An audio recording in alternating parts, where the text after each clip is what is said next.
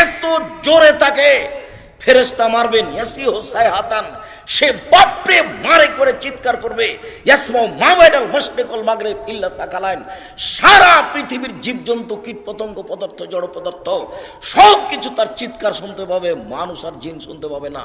এখান থেকে 50,000 কোটি কিলোমিটার দূরে যে বস্তু আছে সেও শুনতে পাচ্ছে এই কবরের চিৎকার। সে কত জোরে চিৎকার করছে আপনাকে আমি বুঝাতে অক্ষম।